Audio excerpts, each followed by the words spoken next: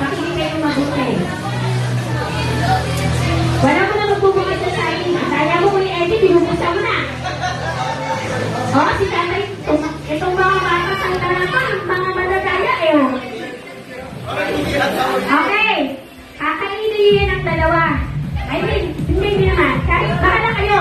Basta maubos. Pagka nakaubos kayo, sisigaw kayo ng hallelujah.